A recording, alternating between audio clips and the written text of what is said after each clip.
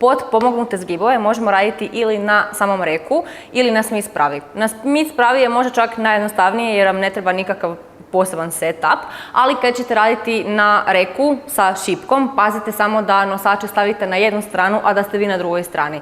Jer bi bilo jako opasno da se objesite na šipku ovako, pa da onda ona iskoči sa nosača. Dakle, ako je šipka ovdje, vi ste ovdje i slično. Što se tiče same vježbe, ona izgleda poprilično identično kao klasični zgibovi viseći na šipci, ali su nam noge dakle na podu. Ono što je bitno kod set-upa da napravite je da šipku stavite na nosače dovoljno visoko, tako da kad ste vi obješeni i kad ste maksimalno istegnuti i u laktu i u ramenu, dakle govorimo o ovome, da je guza odvojena od poda. Dakle, da ne sjedimo na podu, nego da taman postoji onaj mali razmak između poda i guze. Dakle, ne više od toga, ali i ne da sjedimo na samom podu. Vježbu ćemo napraviti tako da šipku primimo rukama, otprilike 2 prsta šire od same širine ramena. Dakle, ovo tu bi bilo preusko, jer su mi taman toliko široka ramena, nego ću samo 2 prsta šire sa svake strane i postavit ću se sada u početnu poziciju. Ovo je sad jako bitan dio gdje zapravo mnogi ljudi rade greške. Jer zgibovi su vježba u kojoj imamo nekakvu okomitu putanju trupa. Zašto to ističem? Zato što vježbu moramo razlikovati od veslanja. Ovo su zgibovi gdje trup ima okomitu putanju, a ovo bi bilo veslanje gdje imam nekakav nagib trupa u odnosu na pod. Tako da jako je bitno da tijekom svakog ponavljanja osjećamo da smo okomito, jer na taj način osiguravamo da se aktiviraju oni mišići za zgibove, za razliku od onih mišića za obrnuta veslanja i veslanja druge vrste. Kako osigurati da će zgibovi biti dobro odrađeni? Tako da pazite prvo i osnovno koliko ćete daleko staviti stopala. Ako su stopala predaleko, nemamo drugog izbora nego raditi veslanje.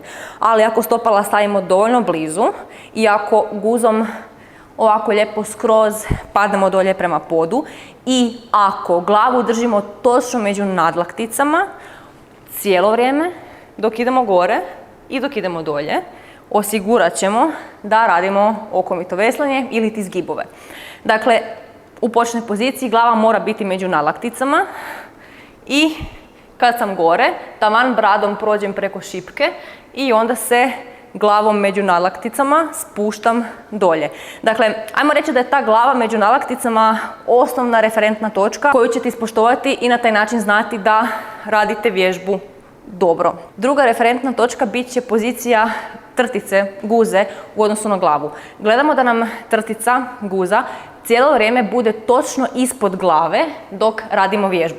Dakle, ako dobro radim, guza mi je cijelo vrijeme točno ispod glave, ali ako radim krivo, onda će mi guza putovati naprijed u odnosu na glavu. Znači, što trebam napraviti kad skužim da ovo radim? Postaviti guzu ispod sebe, a glavu između nadlaktica i na taj način ću biti sigurna da je vježba dobro odrađena. Što se tiče još nekih mogućih propusta, odnosno greškica, ono što se ljudima može dogoditi je da malo previše napinju vrat kad idu prema gore. To onda izgleda tako da ne postoji nikakav razmak između ušne resice i ramena.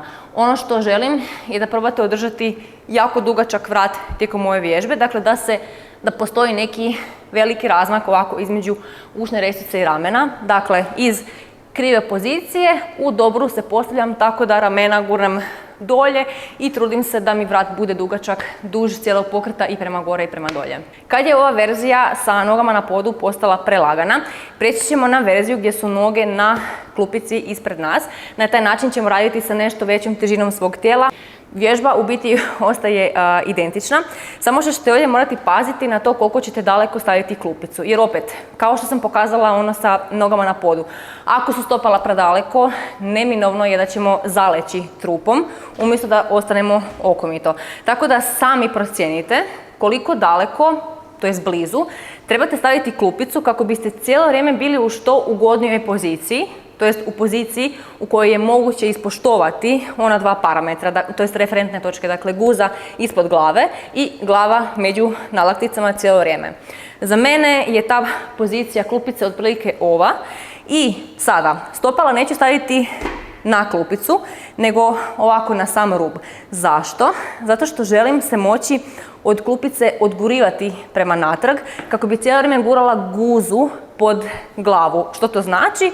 Gurati guzu pod glavu znači ovo. To je nešto što vi cijelo vrijeme morate aktivno raditi. To nije nešto napravila sam to na početku pa mogu zaboraviti. Ne. Znači to je nešto što morate na svakom ponavljanju raditi. Dakle, uvijek se postavljati u poziciju gdje je guza ispod glave, a glava među nalakticama.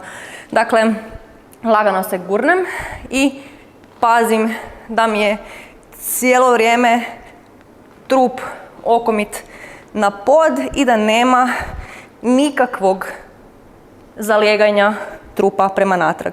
Dakle, ni u kojem trenutku ne želim završiti ovdje, nego ovdje.